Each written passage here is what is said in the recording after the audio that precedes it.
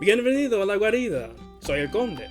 La condesa no está aquí hoy, pero estará aquí en videos en el futuro. Here is where I record all my film review videos, and today I will be giving you a behind the scenes look, doing a tour of my tiny goth Victorian-inspired house. I'm still working on the house and will be doing more updates as I continue to change things around here and update the setup. But for now, this is how it looks. I love the Gothic style as well as anything creepy and spooky. For the upcoming segment, the tour, I will be recording that on my phone, so apologies if the quality is not as good. I have a film camera that is mostly for static shots and doesn't do very well in action shots or shots that require a lot of movement, due to it not having autofocus. So for now, I had to record it with the phone. Also, stick around at the end and I'll be reviewing the film The VelociPastor. But first, before we begin, necesito mi cafecito cubano.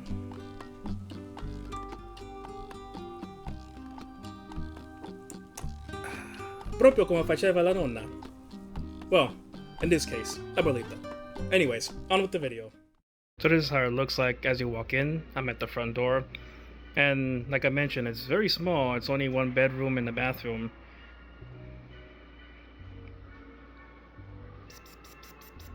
There's Gary. And so yeah, this candelabra I got from at home. They started putting Halloween stuff out. And the candles are from Joanne. They're made to look like bone, and I think they're pretty nice.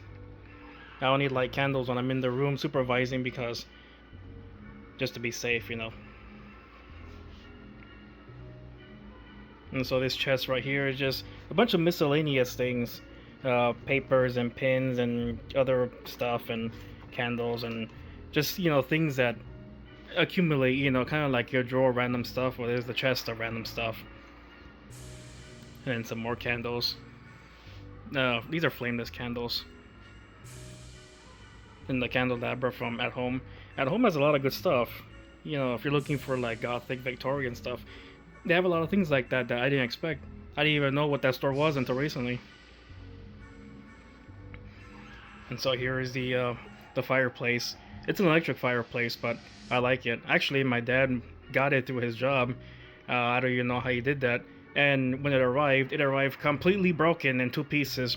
And I just thought, oh man, like, it's gonna take forever to ship because it took like 2 weeks to get here, or 3 weeks, something like that. And then we had to send it back. It's gonna take another month and everything. It's like, well, let me see if I can fix it. So I used Gorilla Glue and I fixed it. And you know, people don't believe that it came in two pieces. And I was like, yeah, I don't know how I fixed it either. I started working on it, and it's like, well, it just started getting more and more in shape, and I painted it, and it's like, okay, because it wasn't that color originally, and I think it looks pretty good. And right here I have a TV. It's I like to put art on there, like static art, like TV art, and to make it look like, you know, kind of old style with the art on there. And this is just a video on YouTube that have all kinds of like Gothic or creepy art and stuff, and I can put a link on it in the description below if you want to see more of this video. And all the candles. Yeah, and like I said, some candles here are real, but these other ones back here are flameless.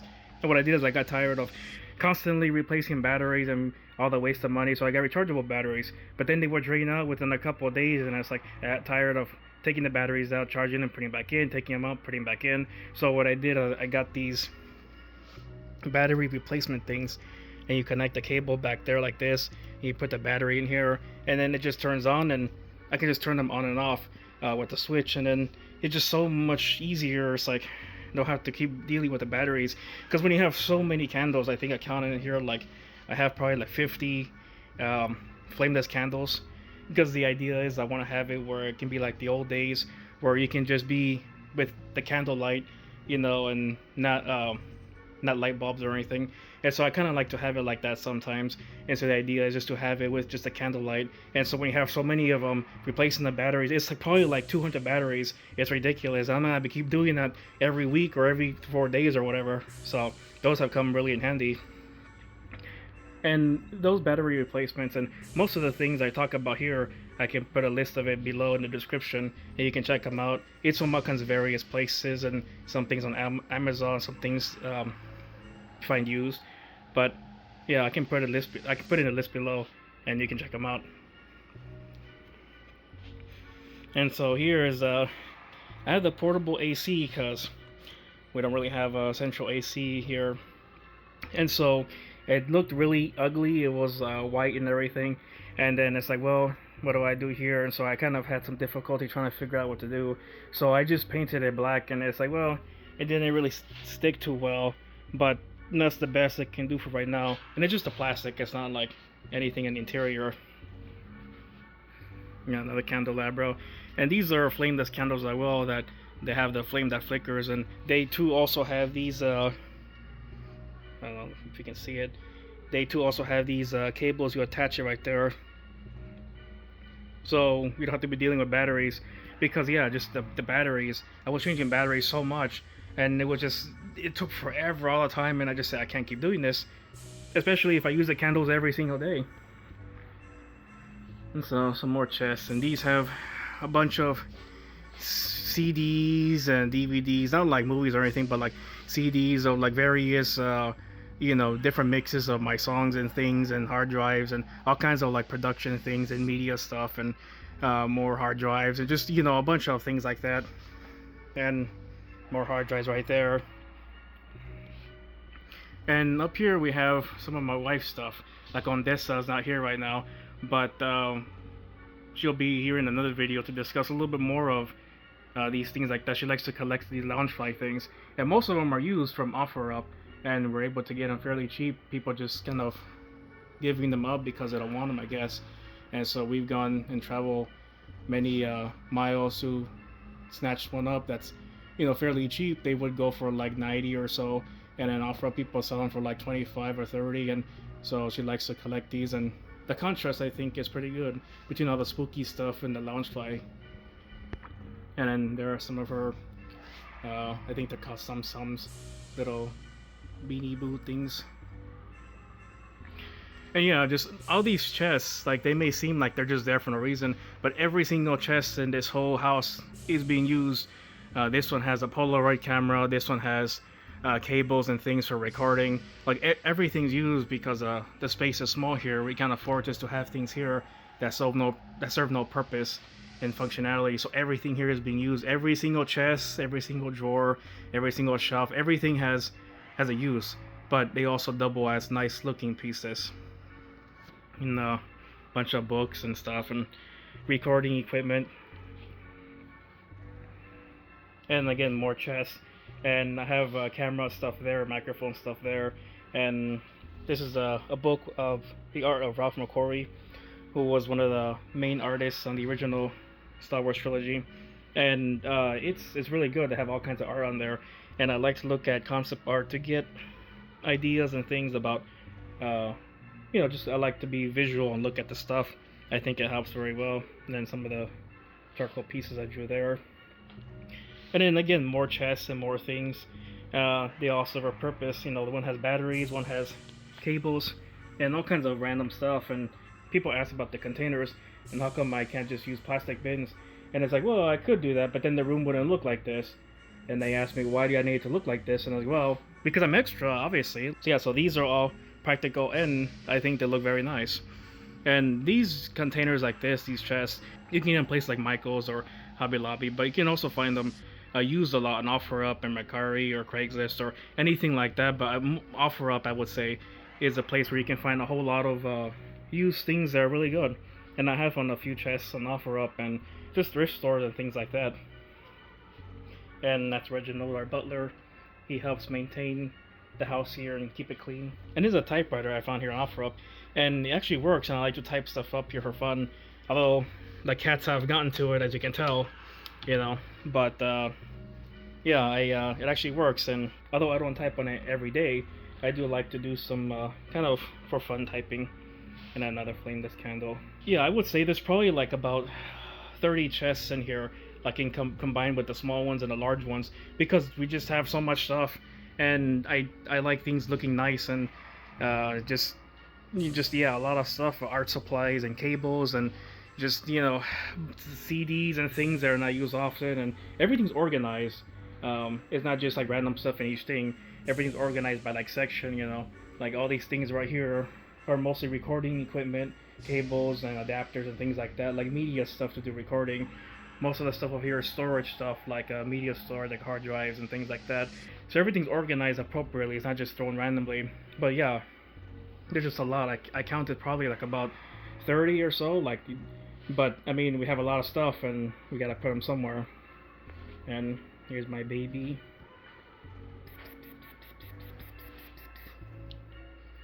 He's made appearances in a lot of videos. They like to show up in the background, mostly uninvited, but you know, that's always okay. And yeah, so again, all these books are books that are used and are read, and not just here for decorations. I would say the only ones for decoration are here, the encyclopedias, because family member was giving them away and they want to throw it away, and it's like, no, I like the way they look. But besides that, like everything, they're real books, and most of these things are like things I've written, songs and stories and stuff. Like these are just personal things, you know, like, and yeah, just yeah. And then I like to have some flameless candles and the lanterns here. I think they look pretty nice. But you want to be in the video too?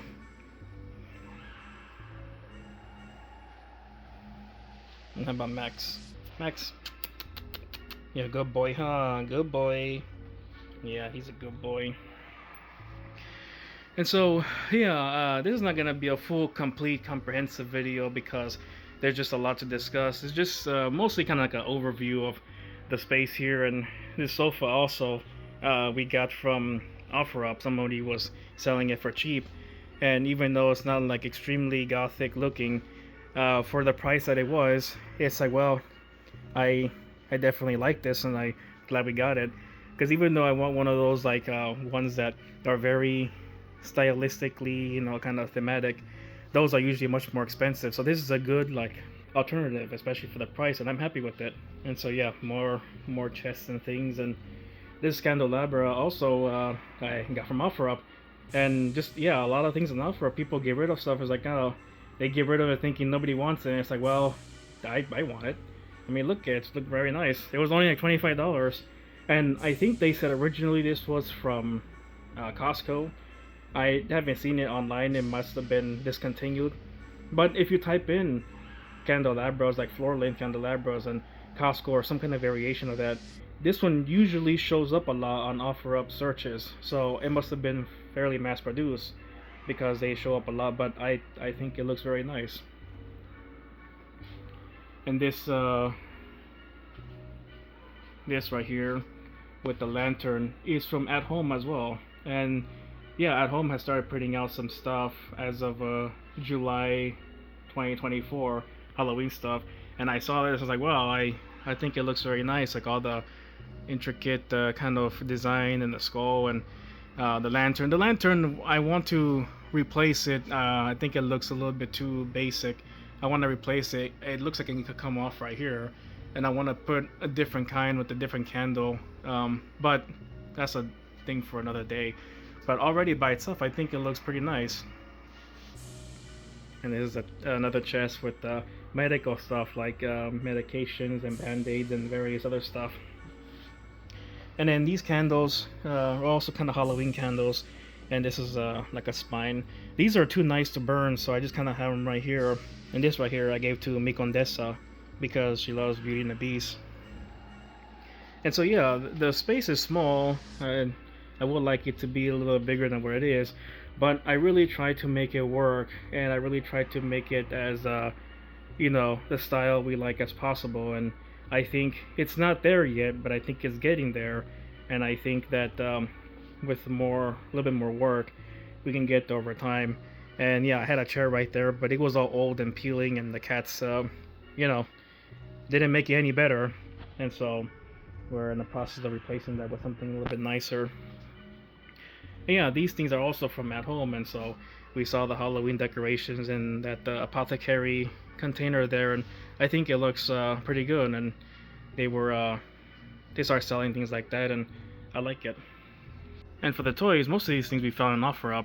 People just selling it for cheap. And this Aldwin from Skyrim was like this thing that was limited run in 2011 or 2012 or something like that, and it came with a book, and somebody was selling it, and I jumped on that because this was kind of difficult to find. But yeah, look at how awesome that looks. I love that. And the AT-AT was a popcorn bucket. Again, it was used, and with the exception of the Millennium Falcon, which I got that from the Capitan when we saw Star Wars Episode 9, and the bucket right there, an Indiana Jones bucket. Most of these things are used from OfferUp or some other place that sells used things. Just yeah, a lot of things people get rid of, and it's like, well, they may not be treasures to you, but they are to us, you know, and we really like that, you know, and we like all kinds of fantasy things, and you know, and you know, Darth Maul and Yzma. Oh man, I love Yzma. She's one of the greatest villains, and we have her up there, and it's like, yeah, we like her a lot. That's one of our favorite movies. And then some of my wife's stuff there, you know, and then Squidward's house, and you know, we have to have the handsome Squidward, obviously. That's a must. He's even appeared in the background of some of my videos. So. And then some Cuban stuff, maracas we had around for a long time, and so yeah, lots of little fun things around. And yeah, some of her other little plushy things she likes to collect. And this is a dog that we got from watching The Room. And The Room, if you guys don't know, it's a horrifically awful film. It's probably one of the worst movies ever made, but it's so great though. It's one of those movies that's so bad that it's absolutely fantastic. And there's nothing like seeing it in person, because when we've gone, it's similar to the Rocky Horror Picture Show kind of experience. People are like throwing things at the screen, talking, reacting to what the characters say and everything. And they had this dog right here because in the movie, Tommy Wiseau's character goes and says, "Hi, doggy," just really in an unnatural kind of scene that makes no sense. And so ever since that, the "Hi, doggy" is kind of like a meme, and they were selling this one right there. It's like, well, I had to get that. And just, you know, another chest. And so yeah, there's a lot that I haven't discussed yet, but that's for a different video. And I will be making updates as I continue to fix up here and add new stuff and do various things. But I wanted to kind of do a video that showed, you know, somewhat in general how the place looks here, and how it's coming along, and where I do all the videos and reviews and things. And so this is the Lair, and it doubles as production facility and leisure area, and we host people here and stuff. And yeah, so I had to find the exact measurements, but it's not that big. And then here's the bathroom, and I will be doing a different video on that because I'm still working on it. But this print, it's like the door is not actually like this. It's this sticker thing you put on the door, and it makes it look like that. It's like a wallpaper. You put on one piece and another piece, and I notice all the small details and things. And you know, to me, it's like, well, overall the house looks, you know, I guess kind of okay. I feel like there's still a lot of work, and I notice all the small things that need repairs and fixing and stuff. And so it's like with this chandelier, the candle bulbs, most of these flicker, but then this one kind of just stopped. And I feel like maybe most people wouldn't notice it, but it bugs me because I see all the other ones flickering, and every night I just go and look at that one right there, and it's like, that's just, it's not moving, you know. And so things like this bug me, and it's like, I guess it doesn't really mean a whole lot in the overall picture, but you know, I notice all the small details first before I see all the big picture. And so it's just things like that that bug me. And but I guess you know, we can fix that eventually. But yeah, it's a chandelier that was a hardwired one, but I converted it to one that you plug in. And these candles are taper candle bulbs, so the white part, the candle part, is a plastic, and then there's like a little LED on the top that makes the effect, the light effect, and like a little flame thing that moves. And yeah, they're very unique. I haven't really seen a whole bunch of people or companies making things like this. The ones that people were having in the old days were like static, and they didn't look that convincing, and the bulb was like the flame, and it just didn't really look that good, I think. And so these ones, in comparison, I think look pretty good. And so over here is the kitchen area, and as with everything else, it needs a little bit of work. And don't mind the dirty dishes; those things have to be cleaned still, you know. But yeah, just some standard stuff here. And the espresso machine, you know, I have to have my espresso. I've been drinking this coffee actually. My Cuban abuelita would make this every single day, and ever since I was like 3 or 4 or something, and I will go and tell her, oh, ask her that I want a little bit of espresso, and she'd say no, you know, not for kids. And so she would give me just a little bit at the end, when like a little last sip, and I would drink it, and it's like, oh man, this is great. And so I've been drinking you know, Cuban espresso since you know, I don't even remember, since I can remember. And so I can't live without that. You know, that's probably the one I drink the most. I think it's very good. And so just the espresso double shot with some cane sugar, and that's about it. And so this light is a light from IKEA, and the bulb is just like a bulb that flickers like a fire bulb.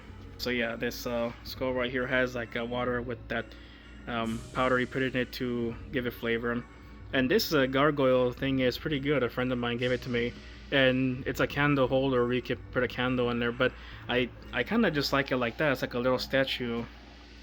And then this mug is part of Spirit's Gothic noir kind of line, and I've used it before on video a few times, and I think it is really nice looking. It's black and gold, the color of the Lair, and you know, I think it looks very nice. And so I'm always afraid of the cats dropping it or breaking it, because then if they do, I don't know where to get another one. I'm guessing just wait until it's Halloween and Spirits has it again. But you know, I like it. And above right here, as with almost everything else in the Lair, I'm still working on it, but like a little apothecary kind of thing. And I'm trying to do more in the bathroom where I have bottles like this, and I can take the lids off, because in most of these I can take the lids off, except that one right there. That one is from Spirits, but these other ones are from Amazon, and these ones I just made, but I don't think they're very good. I want to try to spray paint the bottles, or get different kinds of bottles and get different kind of labels, or just make my own. But I want to have it where it's functional, where I can have it in the bathroom and get either food safe ones, or and put stuff in there, or get ones that, you know, can have things like toothpicks or little toothbrushes and things, you know, have it be functional as well, because these are one of the few things that are kind of just here, because up here it doesn't really take up too much space. But most things here are functional and nice looking, display worthy. And these are one of the few things, but I also want to change that. I want to have stuff like this in the bathroom that's also functional as well. That's the overall goal. And so, yeah, going back to the front entrance, when you walk in, just the kitchen's right here, the bathroom, which I'll show in a different video, candelabra, which I still love. That's great. I still can't believe I found something like this for $25. That's very nice. I like it a whole lot. And then all the bookshelves and stuff, bookcases, and yeah, those pictures right there, I still have to explain those, but I love those a whole lot. They look kind of vintage style, and I like them a lot, and I'll explain them in a second. But yeah, you just turn over here, and here's a TV which has the painting on there. And then the front door, because we live in like a small house, we have these kind of doors. And then our keys we hang right there, usually in the fridge. But yeah, these pictures right here, she actually won them in a contest. She enters all kinds of contests and things, and we got so many free things because of that. She entered this contest, and we won these portraits. And then I've always wanted to do like vintage style portraits, and so we went over there, and I put on my coattails and everything, and we took these, and it's fantastic. These are probably my favorite things in the entire Lair, and it's textured like if it's a painting, but it's it's a picture, but you can see it like this, and I think it looks absolutely fantastic. I've always wanted vintage style paintings, you know, like when you go into an old house and you have these humongously gigantic wall to wall, floor to ceiling paintings of like the couple that own the house, and you know, and kind of like in creepy houses and haunted houses and stuff, you always have things like this, and I've always wanted paintings like this, and so having won them, it's like, wow, this is exactly what I've been wanting for many years, and I just haven't gotten around to it. And I think they just look absolutely perfect. And eventually, I want to put some Baroque ornate frames on it, but these ones are nice too. And so yeah, these are probably my favorite things of the whole layer, because it I think they just look so great. And then more flameless candles. And then yeah, these gargoyles are from At Home. Again, I got them recently because I started putting their Halloween stuff out, and I did a little bit of dry brushing because they were silver, and I think it looks pretty good. And the gargoyle itself, I think my dry brushing needs a little bit of work, but the gargoyle itself is very detailed, and I was surprised to see the prices there. I think are relatively reasonable. And then, you know, keyboard. This is where I film my all the videos and reviews and stuff. And so the camera usually sits, you know, somewhere around here or so. And so I talk about all the horrible movies and how they're diarrhea and stuff. And so, you know, and I have the bookcase in the background there, which also is functional, and I think it is nice. But with a lot of people, what they don't know, you know, when they first come in here, is that this is actually a secret door. And so you open it, and then our room is back here, and it's still being worked on. It's you know, still a little bit mess, so that'll be another video for another time.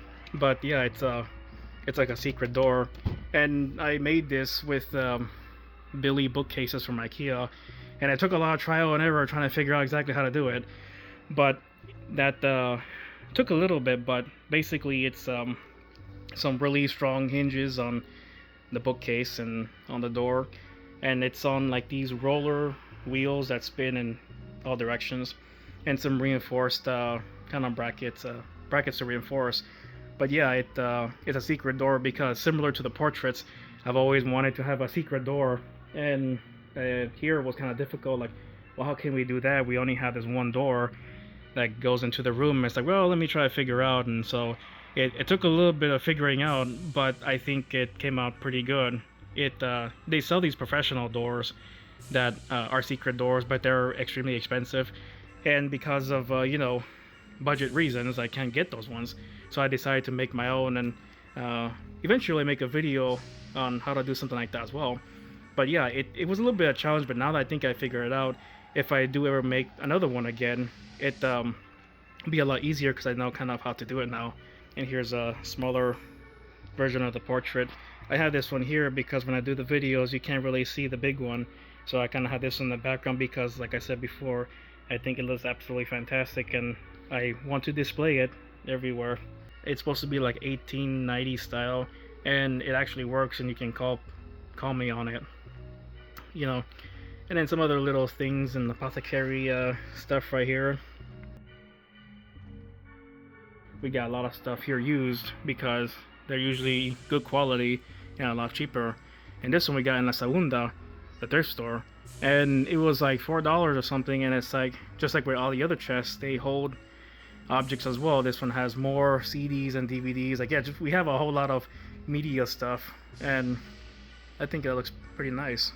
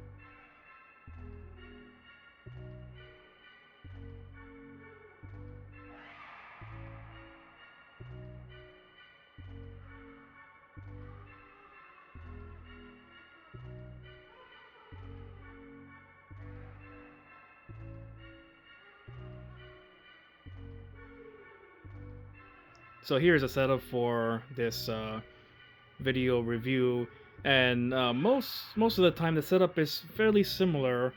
I have the light over there. It's turned off right now, but usually it's on for the video. And I have another light right here just to give it a little bit of balance.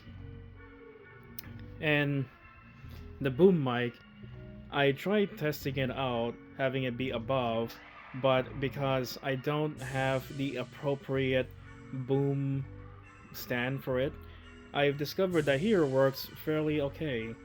I do want to have the proper stand in here, but just the storage of it, I don't want to leave a stand somewhere where it can get damaged.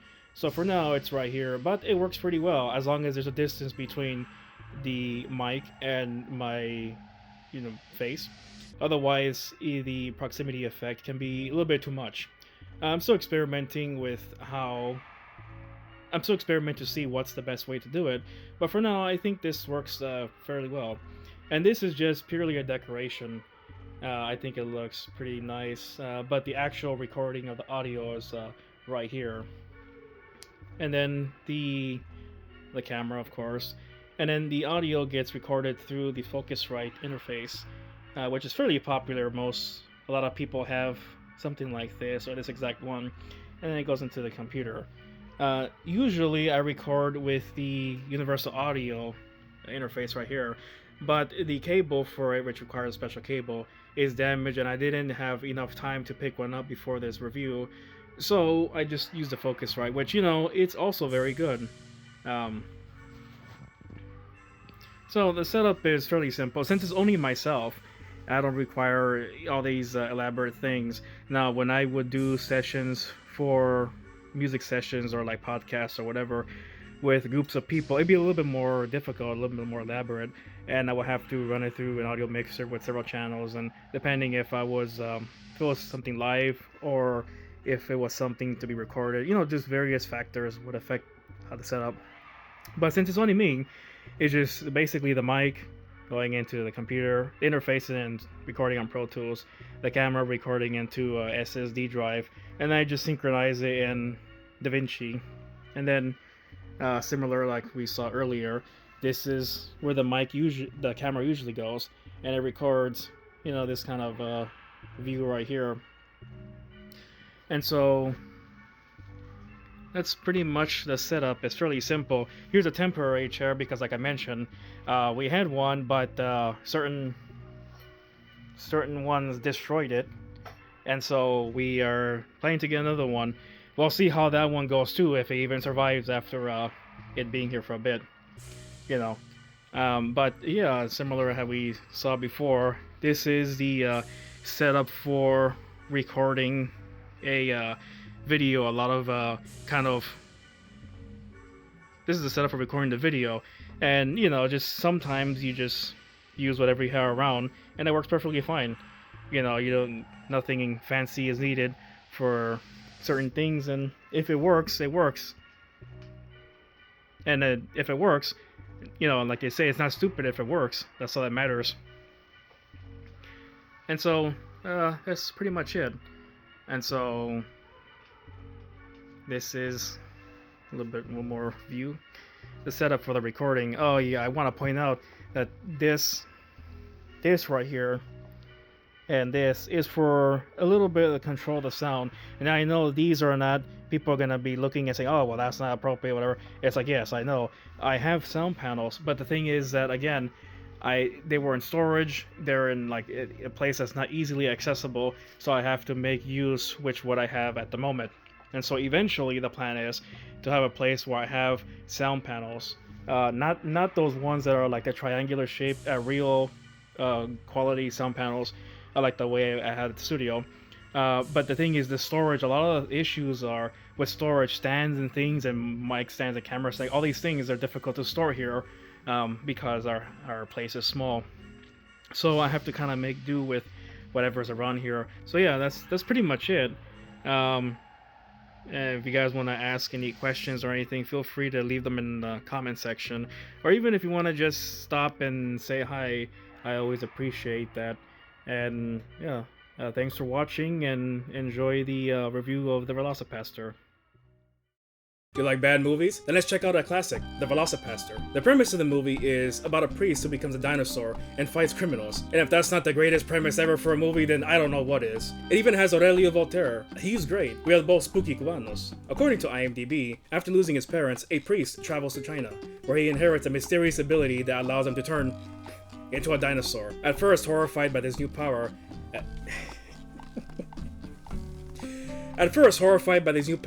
a hooker convinces him to use it to fight crime and ninjas. If you like what I do, then consider subscribing. The movie seems to be set in the 70s, but it's ambiguous. However, it has more style than most other bad movies. You would think that a movie with this title would show off the dinosaur every chance possible, but it doesn't. It's more reserved and we only really see it in its full glory at the end. But it's great because if the whole movie was oversaturated with the dinosaur parts, I think that would get old kind of fast. The film is more about the internal conflict with the main character and if he's doing the right thing than the ridiculousness of, well, the dinosaur. But there is still a lot of good cheesy camp to it that I absolutely love. It's just not over the top. The movie is ridiculous and campy and has a lot of qualities bad films have, but it's not exactly bad. Not entirely at least, unlike Lamageddon or Thanksgiving, which are absolute diarrhea. It's more campy. It's much more competently made than those two, but I don't think it's as fun as those. This movie is more serious, if you can believe that. That doesn't make it good, just different. Some of the negatives of this film focus on the writing / dialogue and story. These are things that shouldn't be done badly on purpose, unlike effects or acting which could be exaggerated or made to look fake for comedy. Even campy ridiculous movies like this still need a cohesive story and good writing. That is one area you never want to be lacking in. An example will be at the end, making one of the villains the brother of the main character, only to be killed off 1 minute later. You can remove that scene and that character entirely and absolutely nothing in the movie would change. That is unnecessary, and if it's not going to be developed further or contribute to the story, it should be removed. This is where the movie's main issues lie, but overall it's a decent balance of campy, dumb, ridiculous, and fun. So it's moderately bad, more campy than anything. The acting is decent, considering, and the technical quality is fairly good. This movie is a good time, and I recommend it. Its balance of drama, ridiculousness, and awfulness makes it a good watch. Just don't expect something extremely over the top.